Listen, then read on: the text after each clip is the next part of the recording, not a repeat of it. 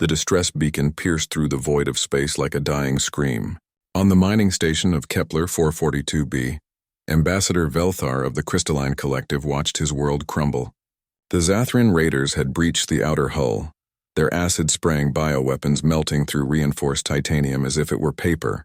"All nearby vessels, this is Kepler Station," Velthar transmitted, his three-fingered hands trembling over the controls. "We are under attack. 17 species aboard, requesting immediate assistance." The responses came swiftly, each one a dagger to his crystalline heart. The Valorian Empire, known for their military prowess, declined. "Our battle fleet is 3 cycles away. We cannot reach you in time." The Threnody Confederacy, masters of technology, offered sympathy but no ships. "The Zathrin are too dangerous. We cannot risk our vessels." Even the ancient Proxima Council, who had brokered peace across 1,000 worlds, could only offer words. "May your molecules return to the cosmic stream. We will remember your sacrifice." Velthar slumped in his chair as explosions rocked the station. Through the viewing port, he could see the Zathrin dreadnought, a massive organic construct that pulsed with bioluminescent threat. The raiders were already in the residential sectors. He could hear the screams through the communication network. Then a new voice crackled through the speakers. Rough, accented with strange inflections that the universal translator struggled to parse. "Kepler Station, this is the cargo hauler Indomitable Spirit. We copy your distress call. We're 40 minutes out. Can you hold?" Velthar's translator identified the language human, English variant, North American dialect. You're a cargo ship," Velthar said, his voice hollow. "The Zathrin have a dreadnought. You should flee while you can." A sound came through the speakers that Velthar had never heard before. It took him a moment to realize it was laughter. "Son, we're from Earth, we don't run. Captain Marcus Chen here. You just keep those bastards busy for 40 minutes. Cavalry's coming." Velthar wanted to protest, to tell them it was suicide, but the line went dead. He looked at his tactical display. The Indomitable Spirit was indeed a cargo hauler, modified with jury-rigged engines that shouldn't even function according to known physics. It was accelerating at speeds that would turn most species into biological paste. 38 minutes later, the impossible happened. The Indomitable Spirit didn't slow down. It came screaming through Kepler's orbit at full burn. Its hull glowing red from atmospheric friction, it had somehow survived. The Zathrin dreadnought turned its weapons toward this new threat, but the human ship was already moving in patterns that defied prediction, random and chaotic. "Kepler Station, you might want to grab onto something." Captain Chen's voice came through, perfectly calm despite the insanity unfolding. "This is gonna get bumpy." The cargo hauler released its payload, not cargo but retrofitted mining charges. Each one had been reprogrammed, turned into kinetic missiles that slammed into the Zathrin dreadnought with devastating precision. The organic ship reeled, its bioluminescence flickering, but that was just the opening move. From the Indomitable Spirit's hold, smaller craft emerged, not military fighters, but mining pods, construction mechs, even a goddamn space tug, all piloted by humans who whooped and hollered over open channels like they were at some kind of festival.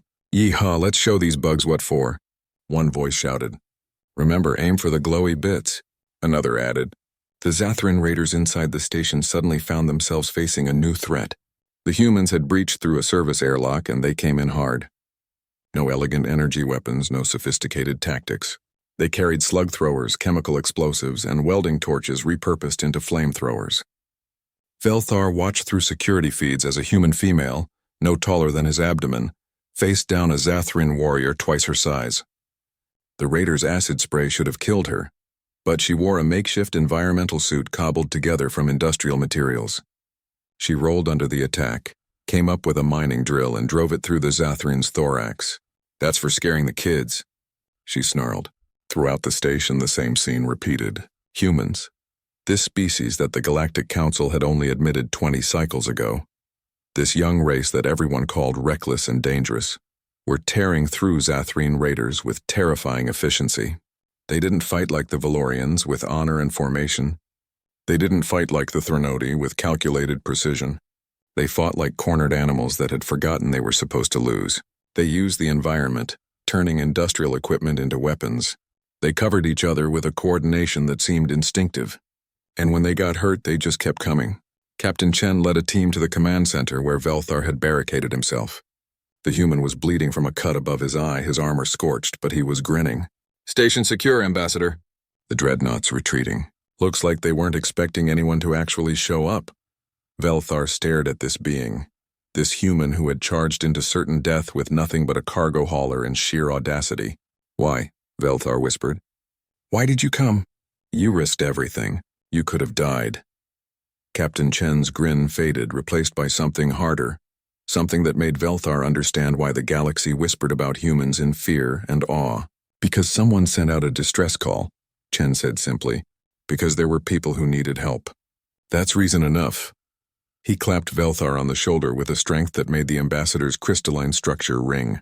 "Besides, we've got a saying on Earth. The only thing necessary for evil to triumph is for good people to do nothing. We might be crazy, Ambassador, but we're not the kind to do nothing."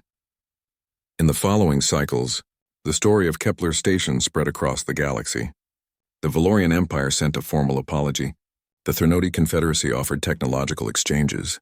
The Proxima Council, for the first time in millennia, amended their protocols. But in the refugee camps, in the mining colonies, on the frontier stations where danger lurked beyond the lights, a new saying emerged. When asked who would come if disaster struck, the answer was always the same. "Don't worry, the humans will come."